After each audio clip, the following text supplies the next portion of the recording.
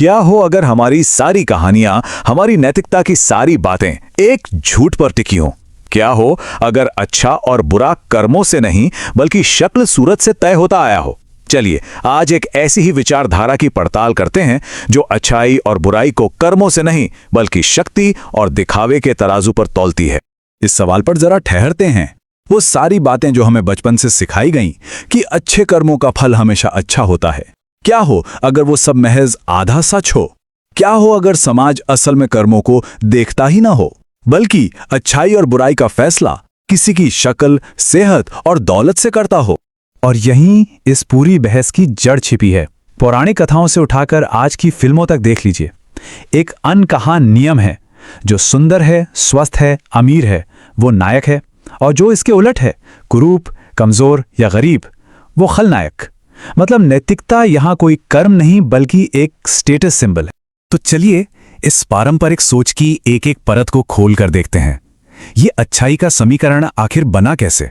हमारी कहानियों की बुनियाद में ही ये बंटवारा साफ है। देवता मतलब सुंदर, स्वस्थ, धनी, और असुर मतलब बदसूरत, बीमार, निर्धन। इसे पुण्य और पाप से जोड़ दिया गया। यानी अच्छा होना कोई चुनाव नहीं था, ये तो एक तरह का जन्मसिद्ध अधिकार था। और ये कोई इत्तेफाक नहीं था, ये एक सोची समझी व्यवस्था थी। ग्रंथों में देवताओं को हमेशा हमेशा सुंदर, हमेशा स्वस्थ, हमेशा धनी ही दिखाया गया। इससे एक मानक तय हो गया, एक स्टैंडर्ड, कि दिव्यता का मतलब ही है परफेक्शन, हर तरह से संपन्न होना। अब इस खेल को और गहराई से देखिए। यहां दिव्यता कोई आचरण नहीं है, ये एक ब्रांड है। जी हां, एक डिवाइन ब्रांड, एक ऐसा एक्सक्लूसिव क्लब जिसकी मेंबरशिप कुछ को जन्म से ही मिल जाती है और बाकी सब जिंदगी भर बाहर ही रह जाते हैं। तो फिर असुरों का चेहरा ऐसा क्यों गढ़ा गया? ये उनके किसी बुरे काम का नतीजा नहीं था। नहीं, वो बस उस डिवाइन ब्रांड के तय किए गए ब्यूटी स्टैंडर्ड्स में फिट नहीं होते थे। फैसला कर्मों की अदालत में नहीं हुआ, फैसला सुंदरता के मंच पर हुआ। तो कुल मिला के बात यह है, अच्छा होना कोई अंदरूनी गुण नहीं है, ये तो महज एक बाहरी पैकेजिंग है। सवाल ये नहीं कि कोई क्या करता है, सवाल ये है कि वो कैसा दिखता है। और यहीं असली बात सामने आती है। जो इस ब्रांड से बाहर हैं, वो अपराधी नहीं है, वो तो बस एक अलग स्थिति में है। एक ऐसी दुनिया में जहां पहचान विरासत में नहीं मिलती, जहां पहचान बनानी पड़ती है। तो फिर क्या होता है? उनका जो इस दिव्य ब्रांड में फिट नहीं होते, अंजाम यह होता है कि उनकी स्थिति को ही उनका अपराध बना दिया जाता है। देखिए ये कैसे काम करता है। अगर कोई निर्धन है तो उसे पापी कह दिया जाता है, एक लेबल लगा दिया जाता है कि ये तो पिछले जन्मों के कर्म हैं। और अगर कोई बीमार है तो ये मान लिया जाता है कि जरूर उसी में ही कोई दोष है। उसकी बीमारी को उसकी नैतिक कमजोरी का सबूत बना दिया जाता है। नहीं, ये कर्म का सिद्धांत नहीं था, ये तो पीड़ित को ही दोषी ठहराने की एक चाल थी। एक ऐसा सिस्टम जो ताकतवर को उसकी जिम्मेदारी से आजाद कर देता है और सारी गलती, सारा दोष उसी इंसान पर डाल देता है जो पहले से ही पीड़ित है। लेकिन इसी अस्वीकृति से, इसी लेबलिंग से एक नए दर्शन का जन्म होता है। एक ऐसी विचारधारा जो इस पूरी नैतिक व्यवस्था को ही जड़ से खारिज कर देती है। तो आखिर है क्या ये असुर विचारधारा? ये एक ऐसा दर्शन है जो दिखावे पर टिकी इस पूरी नैतिक व्यवस्था को ही मानने से इनकार कर देता है।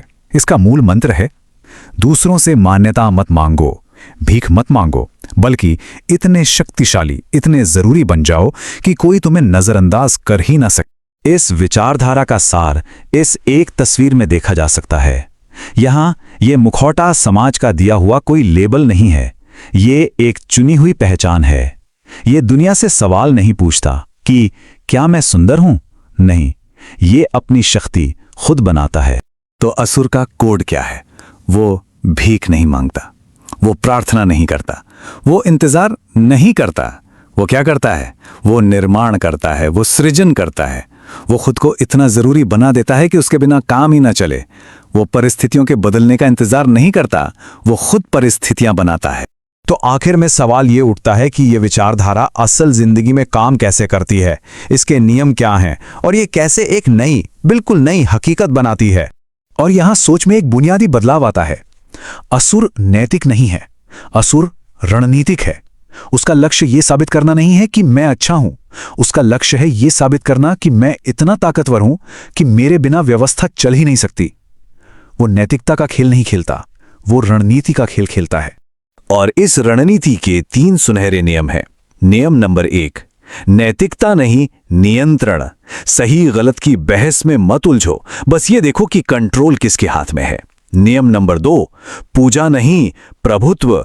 लोग सम्मान करें या ना करें, जरूरी यह है कि सत्ता किसके हाथ में है। और तीसरा नियम, स्वीकृति नहीं, अपरिहार्यता। लोगों की पसंद बनने की कोशिश छोड़ो, उनकी जरूरत बन जाओ। ये 2 बिल्कुल अलग दुनियाओं का फर्क है। देवता पूजा चाहते हैं, लेकिन असुर निर्भरता पैदा करता है। एक चाहता है कि लोग उस पर आस्था रखें, दूसरा चाहता है कि लोग उस पर निर्भर रहें। एक विश्वास का खेल है, दूसरा प्रभाव का। और अंत में ये विचारधारा हमें एक बहुत ही तीखे सवाल के साथ छोड़ जाती है।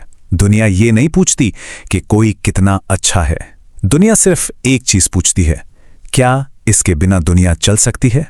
किसी की अच्छाई उसकी ताकत नहीं होती, उसकी अपरिहार्यता, उसकी जरूरत, यही उसकी असली ताकत है। इस पर सोचिएगा जरूर।